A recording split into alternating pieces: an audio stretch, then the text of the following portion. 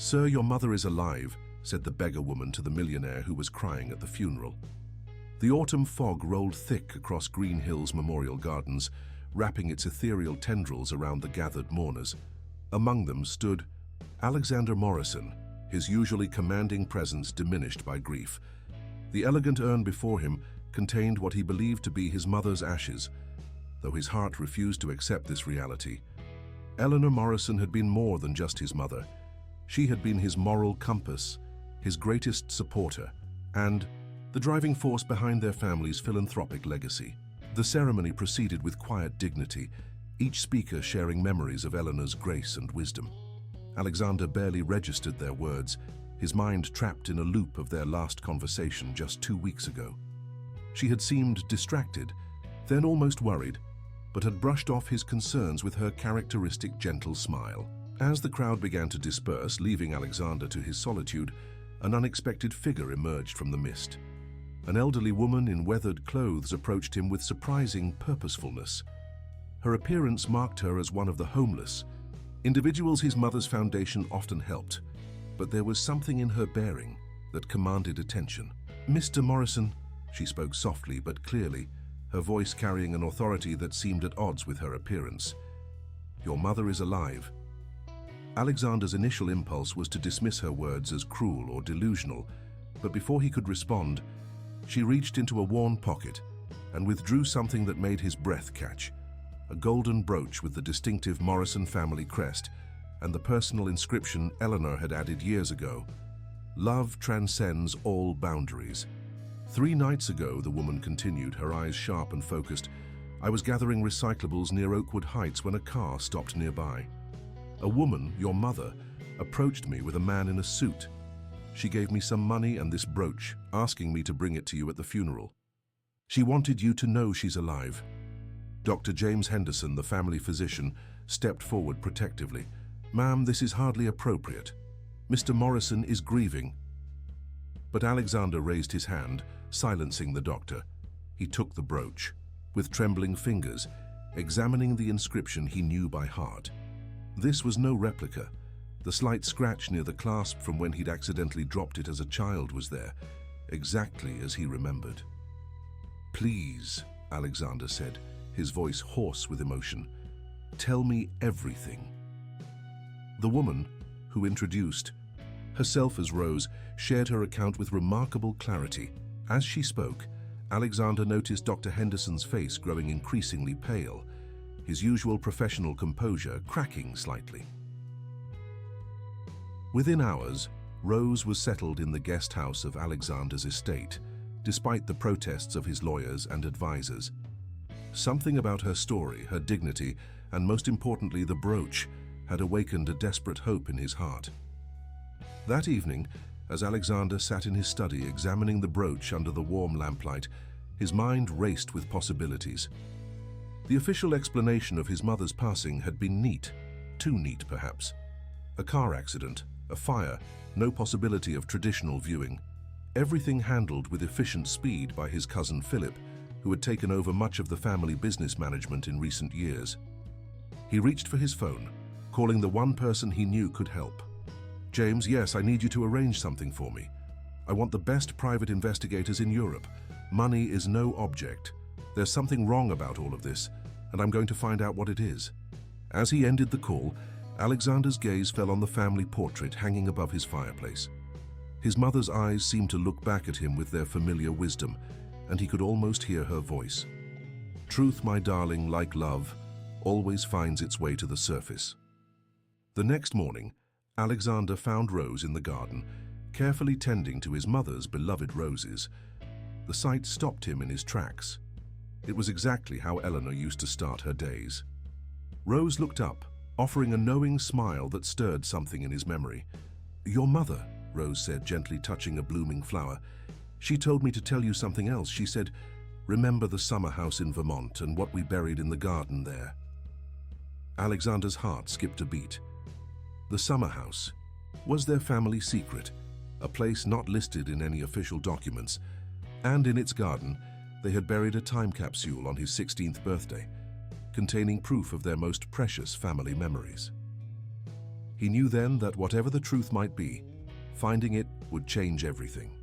As the morning sun burned away the last wisps of fog, Alexander Morrison made a silent vow he would uncover the truth, no matter where it led him. His mother was out there somewhere, and she had left him a trail of breadcrumbs to follow. What he didn't realize yet was that the elegant homeless woman who had brought him hope would become far more than just a messenger. Rose's arrival would set in motion a chain of events that would unravel decades of carefully guarded secrets and reshape the very foundation of the Morrison legacy. The following days brought a whirlwind of activity to the Morrison estate. Alexander's team of investigators began their work with meticulous precision, while Rose settled into a gentle routine that seemed to bring a forgotten warmth back to the mansion. During their morning conversations in the garden, Alexander learned that Rose possessed a depth of knowledge that belied her circumstances. She spoke of literature, art, and philosophy with natural ease, and her insights into human nature were remarkably sharp. When he asked about her past, she shared that she had lost everything in a devastating accident years ago, choosing afterward to live a simpler life on the streets. Sometimes, she told him, watching a butterfly land on one of Eleanor's prized orchids, what seems like an ending is really a beginning in disguise. The first breakthrough came on a rainy Tuesday afternoon. Alexander's lead investigator, Marcus Chen, arrived with troubling discoveries. The security footage from the day of Eleanor's supposed accident had been corrupted. All cameras within a 5-mile radius had experienced simultaneous technical difficulties. "Mr. Morrison," Marcus said, spreading documents across the study's mahogany desk, "there's more. The body was identified solely through personal effects, a ring, a watch, and a handbag. No other verification methods were employed, which is highly unusual for someone of your mother's status." Alexander's cousin Philip chose that moment to make an unannounced appearance at the mansion. His reaction to seeing Rose tending the garden was subtle but telling, a flash of recognition quickly masked by practiced concern. "Alex, dear cousin," Philip's voice carried its usual smooth charm, "I've been worried about you, and I see you've taken in a guest?" "Rose has been a great comfort," Alexander replied, watching his cousin carefully. "She actually brought me something interesting. Mother's golden brooch. The one you said was lost in the accident."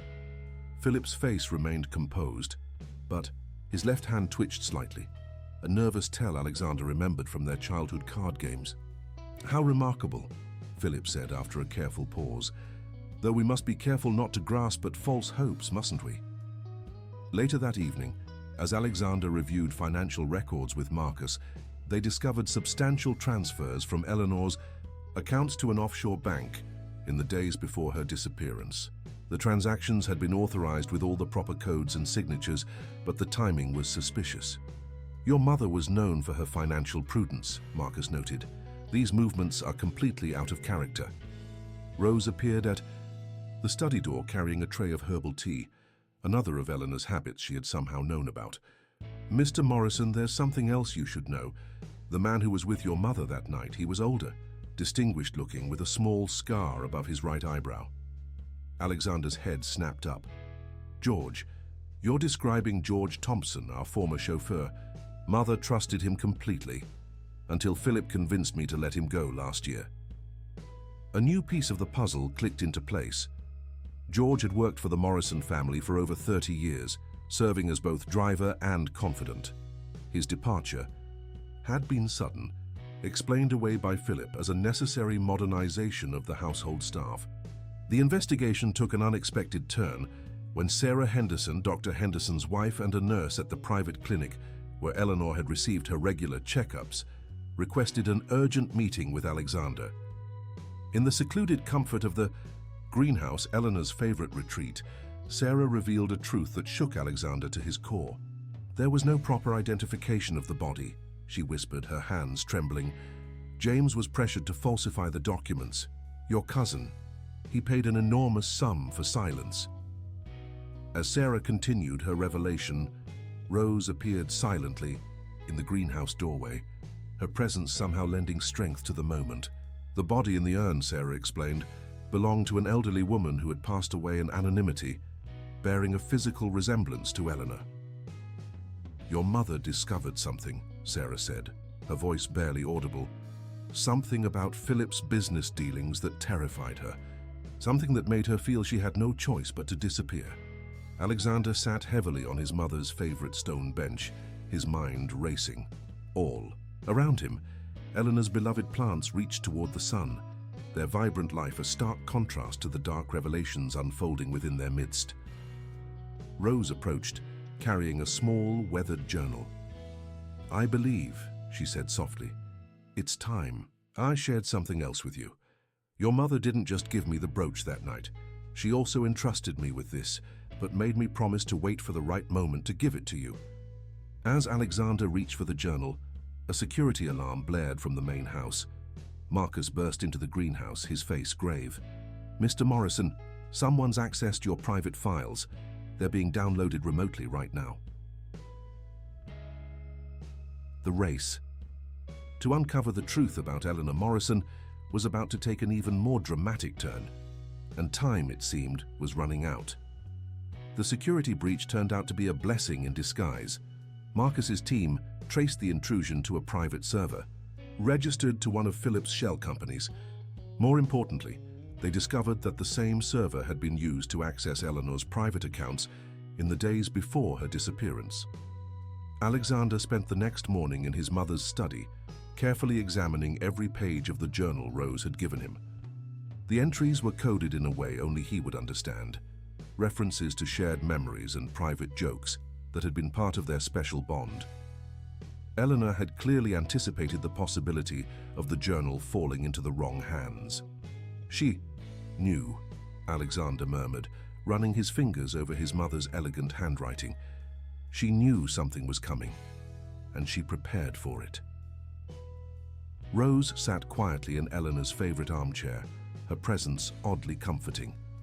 Over the past weeks, she had become more than just a witness or a guest.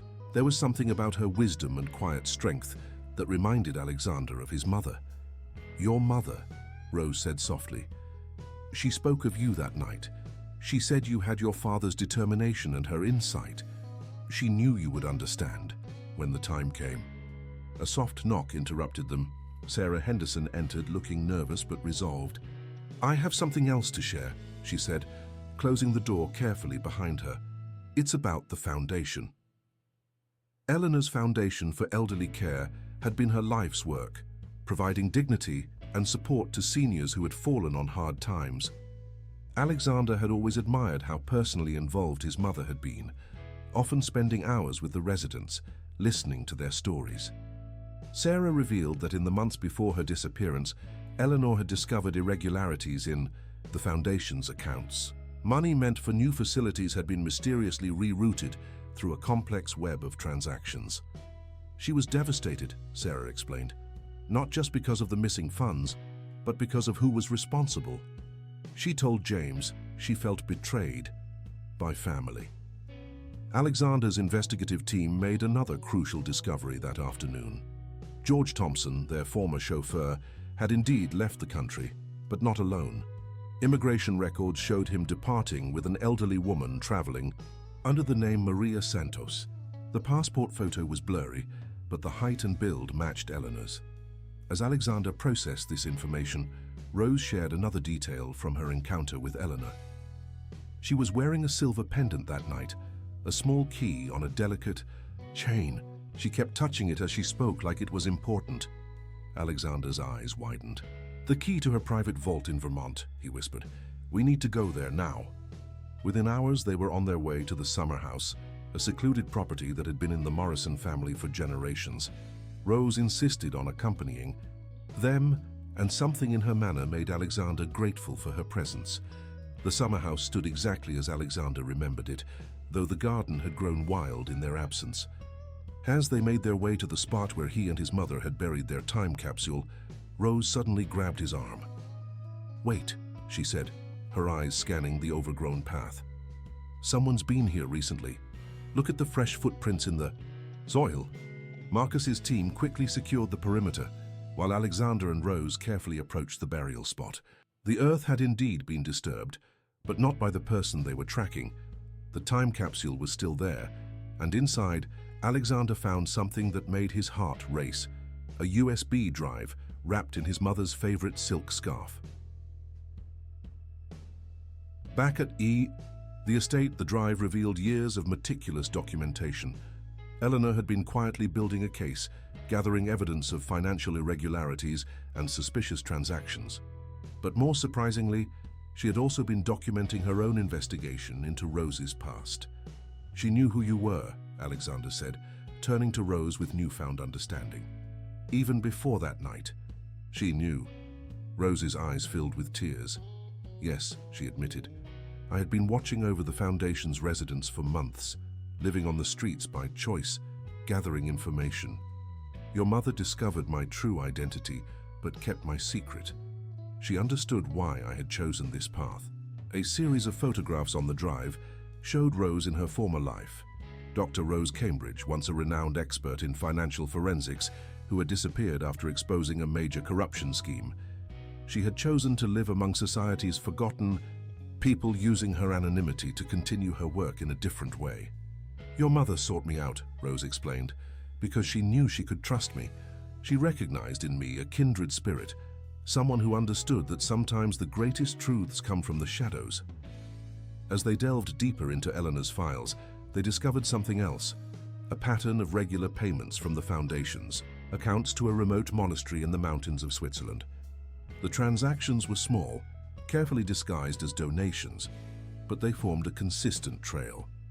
Sarah arrived with another piece of the puzzle. James, her husband, had finally broken down and confessed everything. The pressure of carrying the secret had become too much. Philip threatened the Foundation's residents, she revealed. He said if Eleanor exposed what she knew, he would ensure they all lost their homes. She couldn't bear the thought of them suffering because of her. Alexander felt a strange mix of anger and pride. His mother had sacrificed everything to protect others, orchestrating her own disappearance to buy time and gather evidence, and she had left him a trail of breadcrumbs, trusting in his ability to put the pieces together. "There's something else," Rose said, pulling out a worn envelope from her pocket. "Your mother gave me this, to be opened only when we reached this point. Inside is an address in Switzerland and a date, 3 days from now." As they opened the envelope, a small note fell out, written in Eleanor's distinctive hand.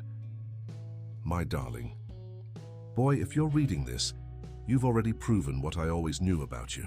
Now it's time to finish what we started. But remember, trust only those who have nothing left to lose and everything left to give." The pieces were falling into place, but Alexander knew they were also racing against time. Someone had accessed his files, which meant their investigation hadn't gone unnoticed. The question was, who would reach Switzerland first? The journey to Switzerland was arranged with utmost discretion. Alexander, Rose, and Marcus traveled separately, using different routes to avoid detection.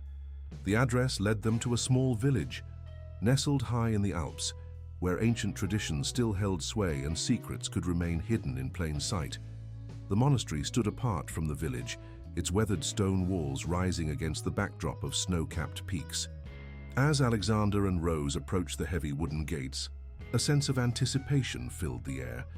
This was where Eleanor's trail led. But what would they find? A young monk greeted them with knowing eyes. "We've been expecting you," he said in perfect English. "Please follow me." They were led through a series of quiet corridors, their footsteps echoing against stone floors worn smooth by centuries of use. The monk brought them to a small garden where, tending to a patch of herbs, was a woman in simple clothing. She turned at their approach, and Alexander's heart stopped. Eleanor Morrison stood before them, her silver hair caught in the mountain breeze, her face lined with both worry and relief. For a moment, no one moved. Then Alexander crossed the space between them in 3 quick strides and gathered his mother in his arms. "My darling boy," Eleanor whispered, holding him tight. "You found me." The reunion was filled with tears and laughter, but Eleanor quickly turned serious. "We don't have much time," she said, leading them to a private chamber within the monastery. "There's so much you need to know."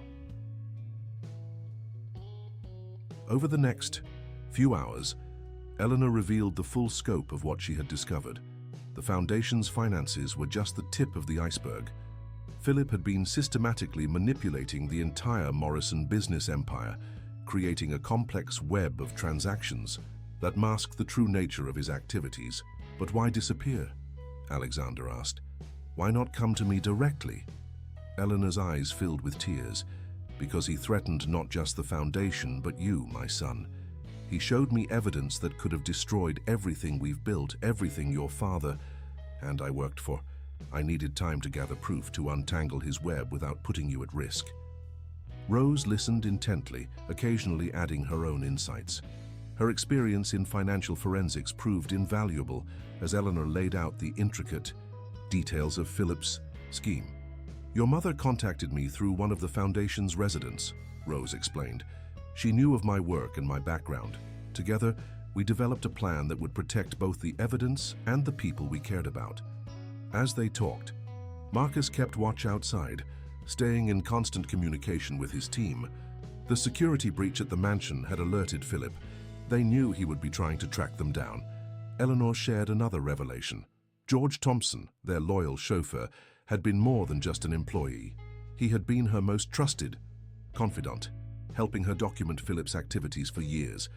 He was now staying in another monastery nearby, compiling the final pieces of evidence they needed. "There's something else you should know," Eleanor said, turning to Rose with a warm smile. "Your work with the Foundation's residents didn't go unnoticed. The board members, the honest ones, they've been watching. They want you to take a permanent position, helping us rebuild and expand our mission." Rose's eyes widened in surprise. "But my past is exactly what makes you perfect for this role," Eleanor finished. "You understand both worlds, you've lived them, and more importantly, you've never lost your compassion or your integrity." The conversation was interrupted by an urgent message from Marcus. Philip's private jet had just landed at the nearest airport. They had perhaps 2 hours before he reached the monastery. "Good," Eleanor said, surprising them all. "Let him come. Everything is in place." She revealed that the monastery's abbot was a longtime friend and supporter of the Foundation. Every document, every piece of evidence had been safely stored in the monastery's ancient vault, copies distributed to trusted allies across Europe. "Philip thinks he's coming to silence us," Eleanor said, her voice steady. "Instead, he's walking into the end of his own scheme." As they prepared for the confrontation, Rose noticed something remarkable. The small garden where they had found Eleanor was filled with the same roses she had been tending at the Morrison estate. Even here in her self-imposed exile, Eleanor had created a piece of home. "You never lost hope," Rose said softly. "How could I?" Eleanor replied, watching Alexander as he worked with Marcus to secure the monastery's perimeter. "I had faith in my son and in the power of truth to find its way into the light." The mountain air grew colder as evening approached. In the monastery's ancient bell tower, Alexander and Rose stood watch while Eleanor made final preparations below. The sun was setting behind the Alps, painting the sky in brilliant shades of orange and purple. "Whatever happens next," Alexander said, turning to Rose, "I want you to know how grateful I am. You didn't just bring me a message. You brought me hope when I needed it most." Rose smiled, her weathered face gentle in the fading light. "Sometimes the greatest gifts come in unexpected packages. Your mother taught me that." Below, they could see a line of vehicles winding up the mountain road. Philip was coming, but this time they were ready. The truth, so carefully protected and nurtured, was about to bloom in full. The monastery's ancient walls had witnessed centuries of secrets, but perhaps none quite like the drama unfolding within them now. As Philip's convoy approached, Eleanor led Alexander and Rose to the monastery's library, a vast chamber filled with illuminated manuscripts and the wisdom of ages. "There's something you need to see before he arrives," Eleanor said, approaching a massive oak desk. From a hidden compartment, she withdrew a leather-bound ledger. "This contains the true records of the Foundation's work and proof of everything Philip has tried to hide." As they examined the documents, Alexander felt a growing sense of pride in his mother's foresight and courage. The ledger revealed not just Philip's financial manipulations, but also the full scope of Eleanor's secret work. a network of safe houses for elderly people in crisis, educational programs, and healthcare. Initiatives that went far beyond the foundation's public face. But how did you manage all this without anyone knowing? Alexander asked, amazed at the extent of her hidden accomplishments. Eleanor smiled, glancing at Rose. I had help. Rose wasn't the only one living differently to protect our work. Many of our most dedicated volunteers chose to remain anonymous, working in the shadows to help others without recognition.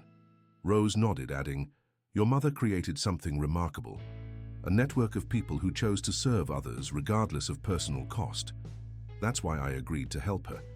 She showed me that sometimes the greatest impact comes from working unseen. A soft knock at the door announced Marcus's arrival.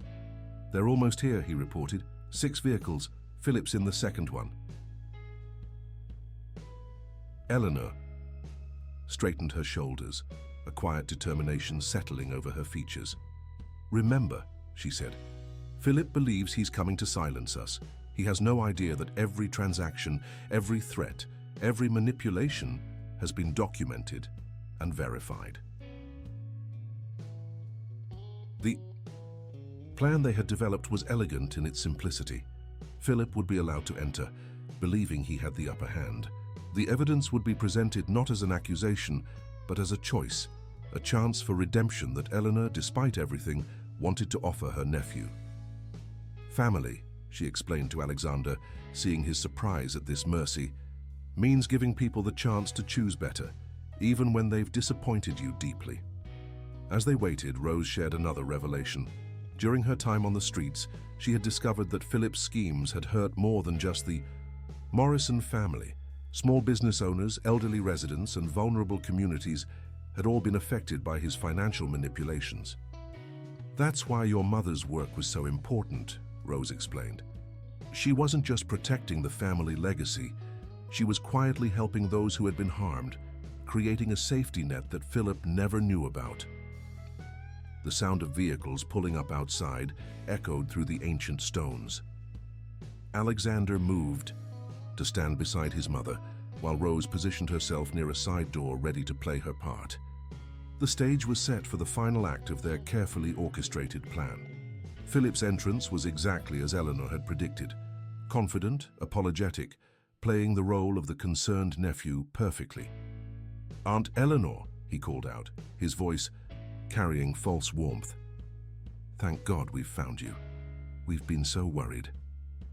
Eleanor met his gaze steadily. Have you, Philip, worried about me, or worried about what I know? The subtle shift in Philip's expression confirmed everything. His eyes darted around the room, taking in Alexander's presence, the ledger on the desk, the quiet strength in Eleanor's bearing. For the first time, uncertainty crept into his confident facade. Whatever you think you know, he began, but Eleanor raised her hand, silencing him. Let me tell you a story, nephew, she said, her voice gentle but firm.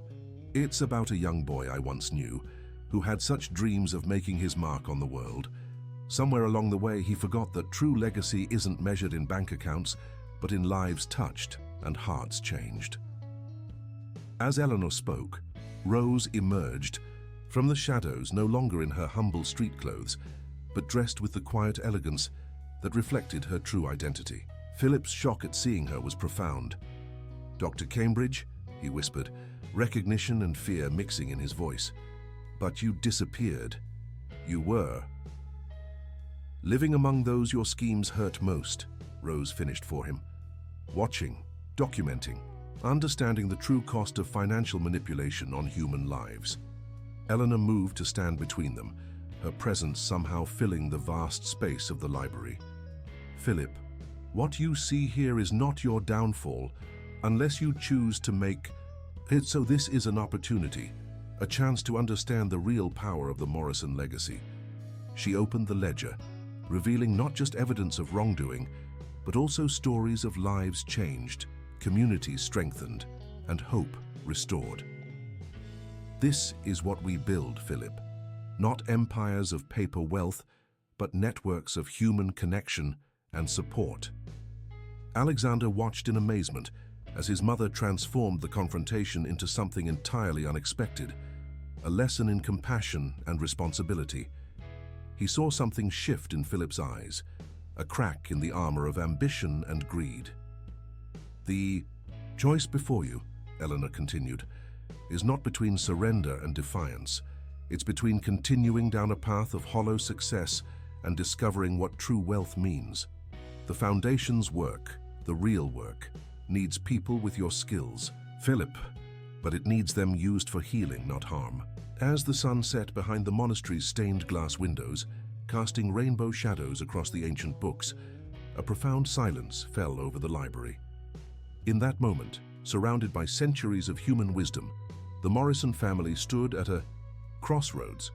The truth had emerged not as a weapon, but as a bridge, a path to understanding and perhaps redemption. What none of them could have predicted was how this moment would reshape not just their family, but the very nature of their foundation's work in the years to come. The roots of change, planted in secrets and nurtured by compassion, were about to bloom in ways none of them could have imagined. The transformation that took place in the monastery's library that evening would be remembered by all present as a moment of profound change. Philip, confronted not with accusations, but with the true meaning of his family's legacy, found himself at a crossroads that would define the rest of his life. As Eleanor continued to share stories from the ledger, a remarkable shift began to occur. Philip's defensive posture gradually softened, his eyes filling with a mix of shame and wonder as he discovered the full scope of his aunt's work. The foundation hadn't just been providing basic care for the elderly, it had been quietly revolutionizing the way society treated its most vulnerable members. "This program," Eleanor explained, pointing to a particular entry, "helps retired teachers continue, educating others, sharing their wisdom while maintaining their sense of purpose. And here," she turned another page, "we've created a network of intergenerational housing where college students live with elderly residents, sharing skills and stories across generations." Alexander watched as his cousin's carefully constructed facade crumbled in the face of such meaningful work. "Why didn't I know about any of this?" Philip asked, his voice barely above a whisper. "Because," Rose answered gently, "these programs needed to be protected from the very financial systems you were manipulating. Sometimes the most important work happens in the shadows, away from those who might try to measure its worth only in dollars and cents." The revelation of Rose's true identity, Dr. Cambridge, the renowned financial forensics expert, added another layer of complexity to the situation. Her choice to live among society's forgotten people had given her unique insights into both the problems and potential solutions. "Your aunt's vision," Rose explained to Philip, "goes far beyond traditional charitable work. She understood that true change requires a complete reimagining of how we value and support our elders." As the evening progressed, Eleanor shared her most ambitious plans yet, ideas that had been carefully developed during her time in hiding. The foundation would expand its focus to include innovative housing solutions, healthcare initiatives, and educational programs that would bridge generations and communities. "This is why I couldn't let your financial schemes continue, Philip," Eleanor said softly. "Not just because they were wrong, but because they were standing in the way of something so much more important." Alexander, watching this transformation unfold, realized that his mother's disappearance had been about more than just gathering evidence. She had used her time in the monastery to refine and expand her vision, drawing on centuries of monastic wisdom about community and care. The abbot, who had been quietly observing from the doorway, finally stepped forward. "Mrs. Morrison's time with us has been enlightening for our community as well," he shared. "She has helped us understand how ancient principles of care and community can be adapted for modern challenges."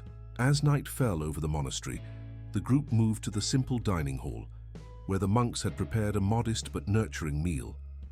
Over bread and soup, the conversation turned from confrontation to collaboration, as Philip began to engage with the possibilities before him. "I have skills," he said hesitantly, looking at his aunt. "Knowledge of financial systems, international connections. Could they be used to help?"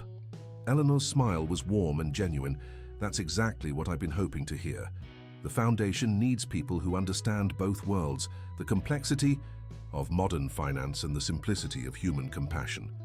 Rose added her perspective, drawing on her years of experience both in high-level financial investigation and on the streets. The most effective solutions often come from understanding both the view from the top and the reality on the ground. As they talked, Alexander noticed something remarkable. The tension that had filled the monastery upon Philip's arrival had transformed into something else, a sense of possibility and purpose. His mother's approach, choosing restoration over retribution, had opened a door none of them had expected. The monastery's bells rang out across the valley, marking the evening hour. In their deep, resonant tones, Alexander heard an echo of his mother's wisdom, the understanding that true change often comes not from confrontation, but from transformation. Marcus, ever vigilant, had ensured that Philip's security team remained outside the monastery walls. Now he reported that word had reached some of Philip's business associates. The ripples of change were already spreading beyond their small group. "Tomorrow," Eleanor announced as they finished their meal, "we begin the real work. Philip, if you're willing, I want you to review all our programs. Your perspective could help us make them even more effective." In the soft candlelight of the monastery's dining hall, surrounded by centuries-old stones that had witnessed countless transformations, the Morrison family began to sketch out a new future. It was a future that would honor both tradition and innovation, that would bridge the gap between wealth and wisdom, between power and purpose. What none of them could have predicted was how this evening would catalyze changes far beyond the Morrison Foundation. The model they were about to create, combining financial expertise with genuine social impact, would eventually inspire similar transformations across the globe. As they retired for the night, Rose pulled Alexander aside. "Your mother," she said with quiet admiration, "she orchestrated all of this perfectly. Not just the exposure of truth, but the opportunity for redemption." Alexander nodded, watching his mother and cousin deep in conversation across the courtyard. "She always said that the greatest victories are the ones where everyone finds their way home." The following days at the monastery became a period of intense transformation and planning. The ancient stone walls that had once sheltered Eleanor's secrets now witnessed the rebirth of the Morrison Foundation. In the morning light filtering through stained glass windows, Eleanor, Alexander, Philip, and Rose gathered in the library to begin mapping out their new future. Philip, showing a dedication that surprised everyone, threw himself into understanding the Foundation's hidden programs.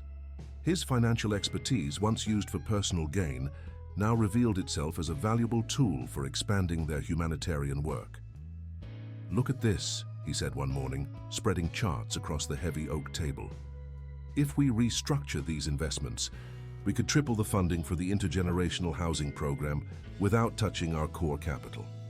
Eleanor watched her nephew with quiet satisfaction. "You see now, don't you, the real potential of what we built?" Rose added her unique perspective, drawing from both her academic background and her time on the streets. "The key is maintaining the personal touch while scaling up. These programs work because they treat people as individuals, not numbers." Alexander found himself increasingly impressed by Rose's insights. Her years of living among those they sought to help had given her an understanding that no amount of traditional research could provide. She could spot potential problems and opportunities that others might miss. "We need to consider the psychological impact of every change," Rose explained during one planning session. "For example, the elderly residents I lived among often spoke of feeling invisible in society. Any expansion of our programs must address not just physical needs, but emotional ones as well." The abbot, who had become a regular participant in their discussions, shared centuries of monastic wisdom about community building. "In our tradition," he explained, "we understand that true care requires both structure and flexibility. Your foundation seems to have discovered this balance naturally." As they worked, George Thompson arrived from the neighboring monastery, bringing with him additional documentation and insights. The former chauffeur's dedication to Eleanor's vision had never wavered, and his practical knowledge of the Foundation's operations proved invaluable. "Mrs. Morrison," George said during one session. Remember that small bakery program we started last year? The one where we helped elderly bakers teach their craft to young apprentices. It's flourished beyond our expectations. 3 new shops have opened, all staffed by graduates of the program. These small success stories began to paint a picture of something larger, a model for social change that could be replicated across different communities and cultures. The Morrison Foundation was evolving from a traditional charitable organization into something more dynamic and transformative. One afternoon, while reviewing programs with Philip, Eleanor shared a revelation that shifted everyone's perspective. When your Uncle Thomas passed away, she told Alexander, he left me with more than just his share of the business. He left me with a question: what creates true, lasting change in the world? She pulled out an old photograph from her personal files, showing a much younger Eleanor standing with her late husband outside their first small office. We started with such conventional ideas about charity, writing checks, hosting galas, the usual approach. But Thomas always pushed us to think bigger, to look deeper. Philip, hearing stories about the uncle he'd barely known, began to understand the true weight of the legacy he'd nearly destroyed. I thought I was modernizing the family business, he admitted, but I was actually working against everything. That made it special. The transformation wasn't limited to the foundation's work. The relationships between family members were healing and evolving as well. Alexander observed how his mother's wisdom had created space for redemption without compromising her principles. Rose, who had become an integral part of their planning team, brought another dimension to their discussions. Her experience in financial forensics helped them design transparent systems that would protect their work while maintaining the privacy necessary for sensitive programs. We need to create a structure, she explained, that allows for both accountability and discretion. Some of our beneficiaries need privacy to maintain their dignity, while others might benefit from sharing their stories. As their plans took shape, Alexander noticed something remarkable happening. The monastery's serene environment, combined with the intensity of their work, had created a unique atmosphere of creativity and purpose. Even the monks, traditionally removed from worldly affairs, found themselves drawn into discussions about community building and social transformation. One evening, as they took a break in the monastery's garden, Eleanor shared her vision for the foundation's future. "We're not just creating programs," she said, watching the sunset paint the Alps in shades of gold. "We're building bridges between different worlds, the wealthy and the struggling, the young and the old, the visible and the overlooked." Philip, who had been quietly tending to some roses, a habit he'd picked up during their stay, looked, "Aunt Eleanor, I've been thinking about the offshore accounts I set up. What if we repurposed them? Instead of hiding money, they could become a network for international aid distribution." The suggestion marked how far they'd come from the confrontation in the library just days before. Eleanor's approach of offering redemption rather than punishment had opened the door to innovations they might never have discovered otherwise. Late. That night, Alexander found Rose in the monastery's small chapel, deep in thought. "What are you thinking about?" he asked, sitting beside her in the candle-lit silence. "About how things circle back," she replied softly. "I chose to live on the streets because I thought it was the only way to fight against financial corruption. Now here I am, working with a family that's found a way to use financial power for real change." The monastery bells rang out, their deep tones echoing across the valley. In that moment, surrounded by centuries of contemplation and prayer, the future of the Morrison legacy was being rewritten in ways none of them could have imagined just weeks before. What they didn't know was that their story of transformation, redemption, and innovative social change would soon capture imaginations far beyond their small corner of the Alps. The revolution they were planning in that ancient monastery would ripple out to touch lives across continents, creating a new model for combining wealth, wisdom, and compassion. The morning sun cast long shadows through the monastery's Gothic windows as the group gathered for what would be their final day of intensive planning. The ancient library, which had witnessed their confrontation just days ago, now hummed with purposeful energy as they prepared to implement their vision. Eleanor, seated at the head of the massive oak table, reviewed the comprehensive implementation plan they had developed. "We need to move carefully," she advised, balancing transparency with the need to protect our more vulnerable beneficiaries. Rose, who had traded her street clothes for simple but elegant attire, nodded in agreement. The key will be maintaining the Foundation's dual nature, visible programs that inspire others, and discreet initiatives that work in the shadows where help is needed most. Philip, who had proven himself surprisingly adept at restructuring the Foundation's programs, presented his latest proposal. "I've designed a new financial framework," he explained, spreading detailed charts across the table. "It creates a perfect shield for our more sensitive operations while maximizing our public impact." Alexander watched with pride as his cousin demonstrated how thoroughly he had embraced their mission. The change in Philip wasn't just professional.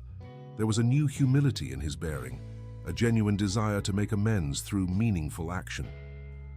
"There's something else we need to discuss," Eleanor said, pulling out a worn leather portfolio. "The Foundation's leadership structure moving forward. We need people who understand both worlds, the financial and the human." The implications of her words hung in the air as she continued. "Rose, your experience is unique. You've lived among those we serve, and you understand the complexities of financial systems.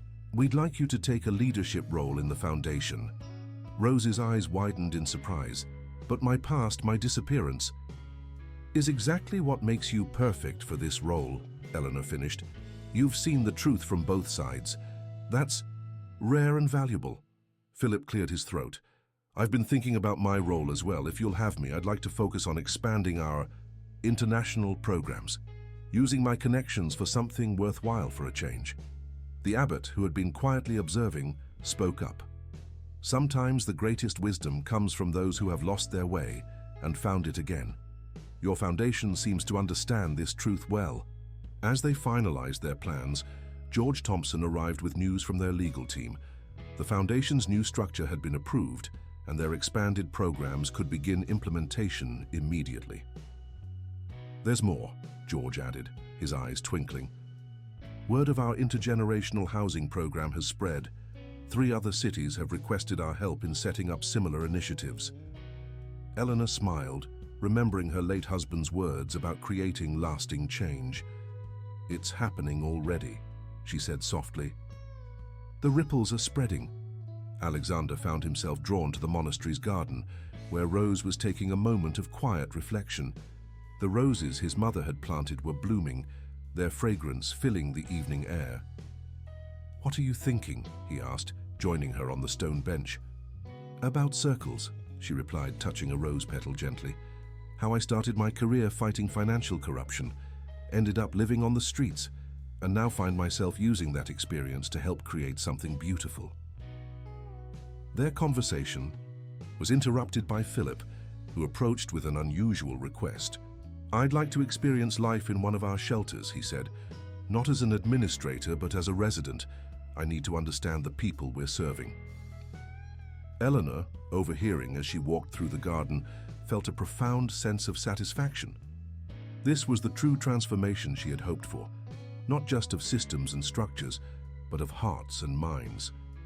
The group gathered one last time in the monastery's ancient chapel for a moment of reflection.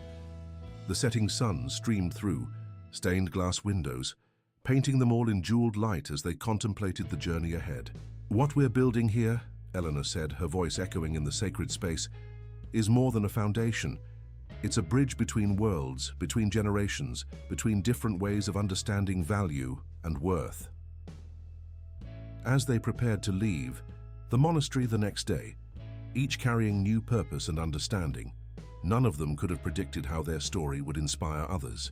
The Morrison Foundation's innovative approach to combining financial power with genuine human connection would become a model studied and replicated around the world.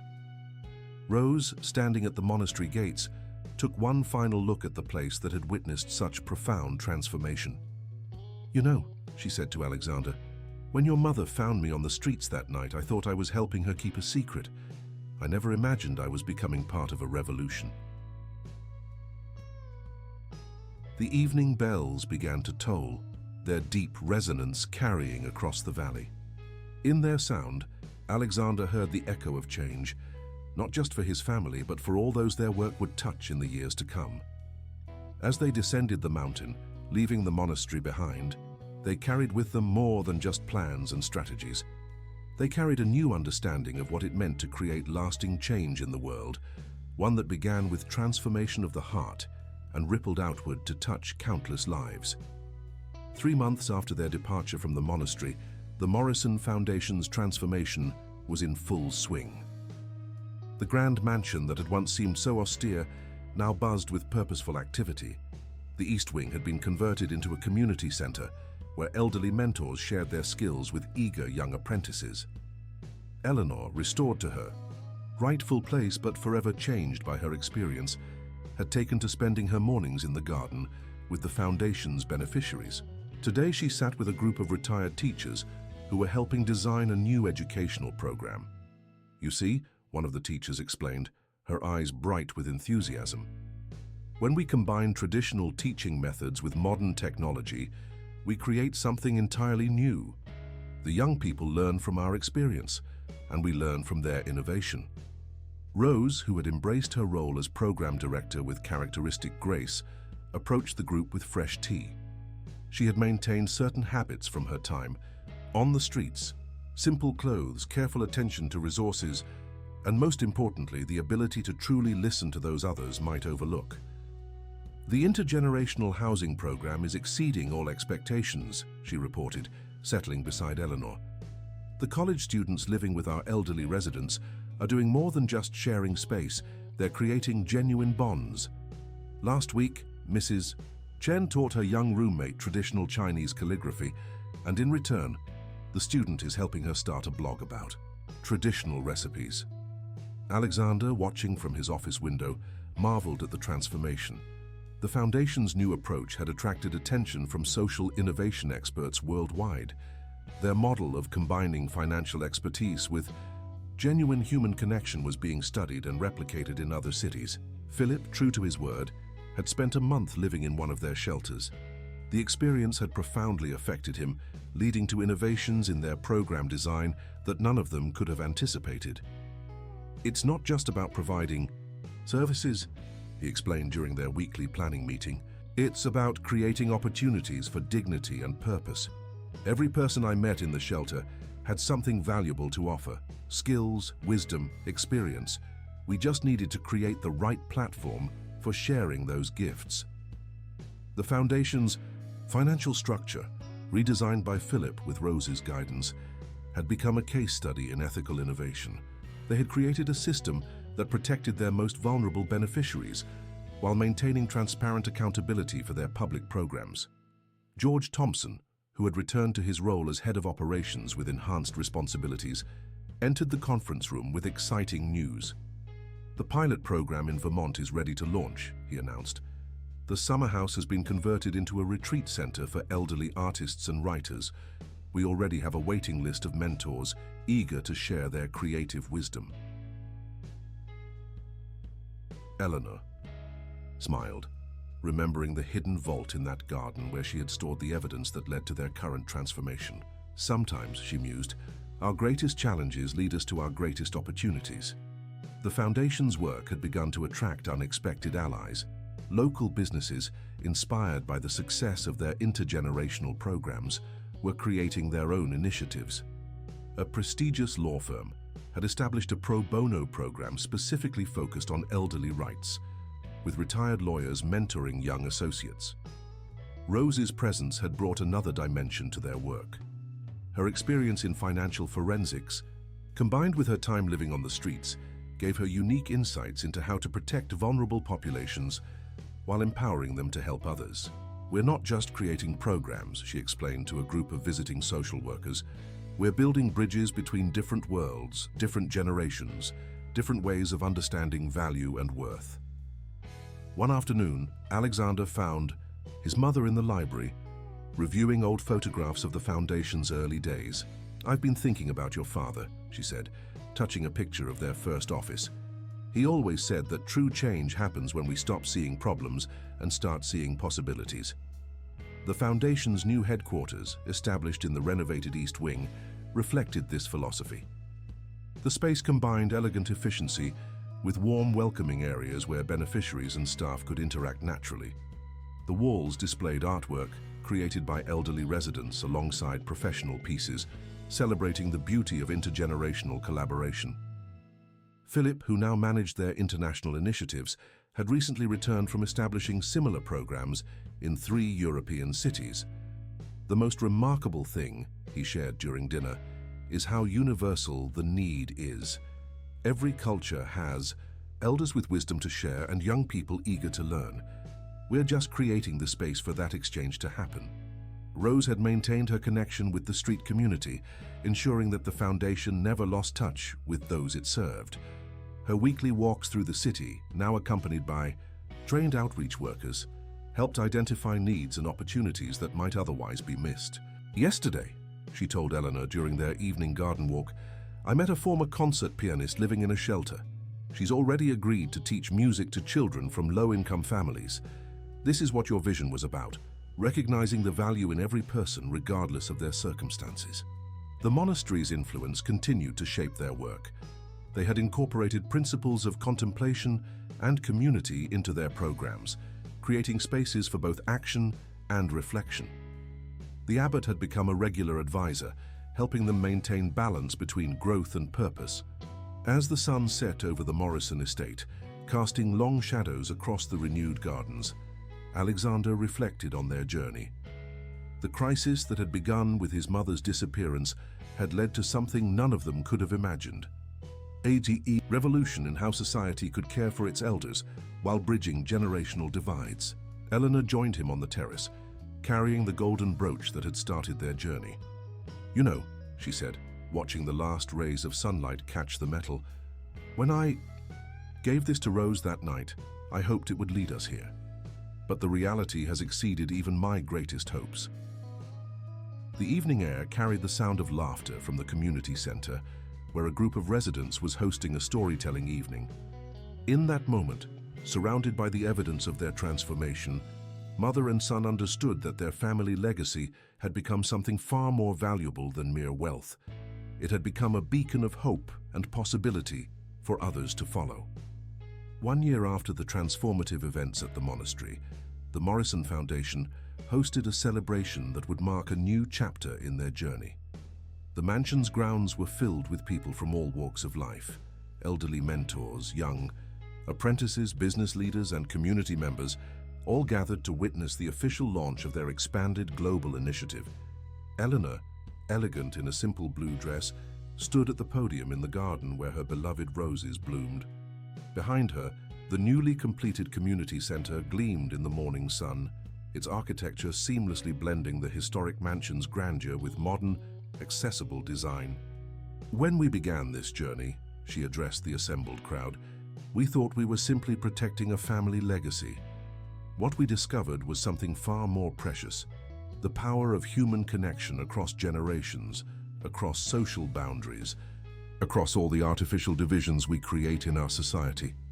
Rose, seated in the front row beside Alexander, smiled as she remembered her first encounter with Eleanor on that fateful night. She now headed the Foundation's innovative outreach programs, her unique perspective helping them reach those most in need of support. Our newest initiative, Eleanor continued, will extend our intergenerational housing program to 50 cities worldwide. But more than buildings, we're creating communities where wisdom and innovation meet, where every person's value is recognized and celebrated. Philip, who had just returned from establishing their first Asian branch in Singapore, shared the stage with his aunt. His transformation from ambitious financier to passionate advocate for social change had inspired others in the business world to reconsider their approach to philanthropy. Financial success, he explained to the audience, means nothing without purpose. What we're building here is a new model of social innovation, one that combines business acumen with genuine human compassion. The celebration included demonstrations of their programs in action. In one corner of the garden, Mrs. Chen, their resident calligraphy expert, taught a group of fascinated teenagers the art of traditional brushstrokes. Nearby, a young tech entrepreneur helped elderly residents navigate social media platforms they were using to share their life stories. George Thompson, who had become the Foundation's chief of operations, guided visitors through the new community center. Each space had been designed with input from their beneficiaries, creating an environment that fostered both learning and dignity. This room, he explained, showing off a state-of-the-art teaching kitchen, was inspired by our resident grandmothers who wanted to preserve their family recipes. Now they run cooking classes that bring together people from all backgrounds. Alexander found himself drawn to the memory garden, a peaceful space where residents could reflect and share stories. Rose joined him there, both of them watching as an elderly gentleman taught a young girl how to plant herb seedlings. "Sometimes," Rose said softly, "I think about that night when your mother found me. I was supposed to be helping her keep a secret, but really she was helping me find my way back to purpose." The Foundation's work had begun to attract international attention. Universities were studying their model of social innovation, and governments were consulting them on policies affecting elderly care and intergenerational programs. Eleanor's approach to combining financial expertise with genuine human connection had created something unique. A system that protected vulnerability while celebrating strength, that valued wisdom while embracing innovation. As the day progressed, the celebration transformed into a community festival. The mansion's grounds filled with music, as resident musicians performed alongside young artists they had mentored. The air carried the aroma of traditional dishes prepared by elderly cooks working with aspiring chefs. Sarah Henderson, who had played such a crucial role in revealing the truth during their crisis, now directed the Foundation's healthcare initiatives. "We're not just providing care," she explained to a group of visiting medical students. "We're creating a new understanding of health that includes purpose, community, and intergenerational support." The abbot, who had traveled from Switzerland for the celebration, observed the festivities with quiet satisfaction. "Your foundation," he told Eleanor, "has found the balance we spoke of in the monastery, between action and contemplation, between growth and purpose." As evening approached, Alexander gathered everyone for a special announcement. The Foundation was establishing a new scholarship program named in honor of Rose to support students committed to combining business innovation with social purpose. "Dr. Cambridge," he said, using Rose's professional name with a warm smile, "showed us that true expertise comes not just from studying systems, but from understanding the human heart. This scholarship will help create leaders who share that understanding." Rose, moved by this unexpected honor, shared a story she had never told before. "When I chose to live on the streets," she explained, "I thought I was leaving my old life behind. Instead, I was learning lessons that would help us create something entirely new." The day ended with a candlelight ceremony in the garden. Each person held a light, creating a constellation of hope across the grounds. Eleanor stood with her family, Alexander, Philip, Rose, and all those who had become part of their extended circle, watching the lights twinkle in the growing dusk. "This," she said softly, touching the golden brooch that had started their journey, "is what legacy truly means. Not just passing on wealth or status, but creating ripples of positive change that continue long after we're gone." As the stars began to appear above the Morrison estate, the celebration continued with quiet conversations, shared stories, and plans for the future. The crisis that had begun with a secret in the fog had transformed into a beacon of hope, showing how wisdom, compassion, and innovation could combine to create lasting change in the world. 5 years had passed since the transformation of the Morrison Foundation, and the changes they had initiated had grown beyond anything they could have imagined.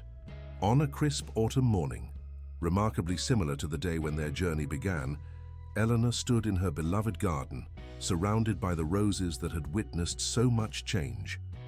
The Foundation's model had been adopted in over 200 cities worldwide, creating a network of intergenerational communities that were revolutionizing how society approached aging, wisdom, and human connection. Today, they were preparing for a special event that would mark another milestone in their journey. Alexander found his mother in the garden, carefully tending to a new variety of rose they had developed, a vigorous climber with delicate golden blooms named Wisdom's Legacy in honor of their journey. The first guests are arriving, he told her, watching as she gently pruned a wayward branch. Rose is showing them through the new exhibition in the East Wing. The exhibition was a testament to their 5-year journey, photographs, stories, and artifacts that documented the Foundation's evolution from a traditional charitable organization to a global movement for social change. Rose had curated it herself, ensuring that it captured not just their successes, but the human stories that gave their work meaning. In the main hall, Philip was greeting delegates from around the world who had come to study their model of social innovation. He had evolved into a respected leader in the field of ethical finance, helping other organizations replicate their approach to combining business acumen with social purpose. The key, he explained to a group of interested listeners, is understanding that financial success and social impact aren't opposing forces. They're partners in creating sustainable change. The Foundation's headquarters had become a living laboratory of their philosophy. The historic Morrison Mansion now seamlessly integrated community spaces, educational facilities, and areas for both active engagement and quiet reflection. The gardens, once purely ornamental, had been transformed into productive spaces where elderly gardeners taught sustainable agriculture to eager students. Sarah Henderson, now the director of their healthcare initiatives, led a tour through their latest innovation, a wellness center that combined traditional medical care with alternative therapies suggested by their elderly residents. We've learned, she explained, that healing happens best in community, where wisdom and modern medicine work together. Rose, who had maintained her simple elegance even as her influence grew, paused in her duties to watch a scene that perfectly captured their mission. In the library, a former university professor, who had lost everything in a financial crisis, was teaching advanced mathematics to a group of young professionals. Her journey from despair to renewed purpose mirrored Rose's own transformation. Sometimes, Rose remarked to Alexander as he joined her, I look around and can hardly believe how far we've come from that foggy morning in the cemetery. The Foundation's work had expanded in unexpected directions. Their intergenerational housing program had evolved into a network of thriving communities where skills, stories, and support flowed naturally between generations. The elderly residents, once seen as recipients of care, had become valued mentors and teachers. George Thompson, still an integral part of their team, had developed a transportation network that helped elderly residents maintain their independence while connecting them with the broader community. It's not just about getting from point A to point B, he explained. It's about maintaining dignity and connection. The abbot from the monastery in Switzerland had become a regular visitor, helping them maintain the balance between growth and purpose that had been so crucial to their success.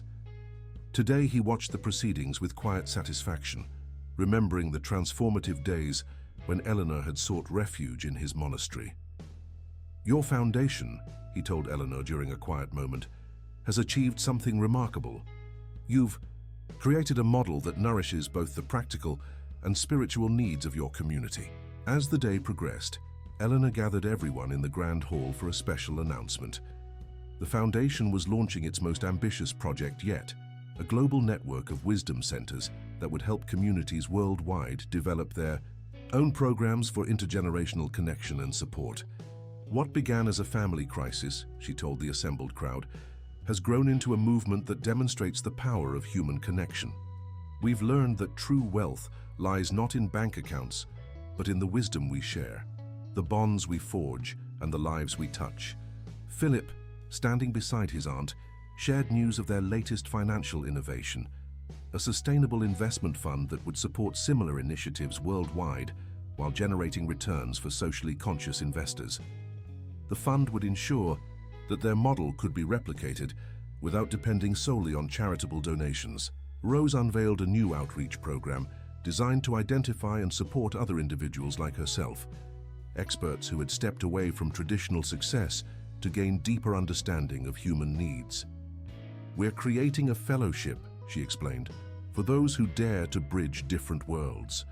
Alexander watched as the audience absorbed these announcements, seeing the spark of inspiration in their eyes. The Morrison Foundation had become more than just a successful charitable organization. It had become a blueprint for social transformation. As evening approached, Eleanor led a smaller group to the Memory Garden, where they had installed a beautiful mosaic created by residents and students working together. The piece depicted their journey from crisis to transformation, incorporating elements suggested by everyone involved in their story. This mosaic, Eleanor explained, touching one of the golden pieces that reminded her of her brooch, represents what we've learned. Real change happens when we bring together different perspectives, different generations, different ways of seeing the world. The beauty emerges from how these pieces connect and complement each other. The setting sun cast long shadows across the garden, but unlike that foggy morning years ago, these shadows held no secrets, no fear. Instead, they were a reminder of how far they had come and how much further their vision could reach. 10 years had passed since that fateful morning in the fog-shrouded cemetery. The Morrison Foundation was celebrating its decade of transformation with an event that brought together thousands of lives touched by their work. The mansion's grounds, now a flourishing community space, buzzed with activity as people from around the world gathered to share their stories. Eleanor, her silver hair catching the morning light, stood in the center of what they now called the Circle of Wisdom, an amphitheater designed for intergenerational gatherings. Around her, the evidence of their success was visible in every direction. Elderly mentors engaged in animated discussions with young entrepreneurs, children learning traditional crafts from master artisans, and countless examples of lives transformed through connection and purpose. "Remember when this was all just a dream?" Rose asked, joining Eleanor in the amphitheater. The years had added depth to her natural elegance, and she had become a beloved figure in their community, known for her ability to bridge different worlds and perspectives. Alexander, watching his mother and Rose together, marveled at how their unlikely partnership had sparked a global movement. The Morrison model of social innovation had been adopted by organizations in every corner of the world, creating a network of communities where wisdom and purpose flourished across generations. Philip, who had become a leading voice in ethical finance, was conducting a workshop on their latest initiative, a global investment platform that helped similar organizations achieve sustainable growth while maintaining their social mission. "The key," he explained to his eager audience, "is understanding that profit and purpose can grow together when rooted in genuine human connection." The Foundation's work had evolved in ways none of them could have predicted. Their intergenerational housing program had expanded into a network of thriving communities where elderly residents shared their skills and wisdom while receiving the support they needed to age with dignity. Sarah Henderson, leading a tour through their newest wellness center, explained how their approach to healthcare had transformed the industry's understanding of aging. "We've proven that when people maintain their sense of purpose and connection, their overall health improves dramatically." George Thompson, now retired but still actively involved as a mentor, shared stories with visitors about the Foundation's early days. "What makes this work," he explained, "is that we never lost sight of the human element. Every program, every initiative begins with understanding individual needs and dreams." The abbot from the monastery had traveled from Switzerland for the celebration, bringing with him a special gift, a book of wisdom compiled from the stories of their community members. "Your foundation," he told Eleanor, "has created something remarkable, a living demonstration of how ancient wisdom and modern innovation can work together." Rose had maintained her weekly walks through the city.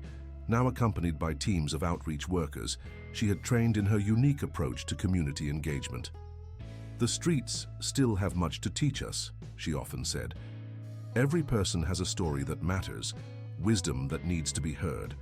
As the day progressed, Eleanor gathered everyone for the celebration's highlight, the inauguration of the Global Wisdom Network, connecting their communities worldwide through technology and shared purpose.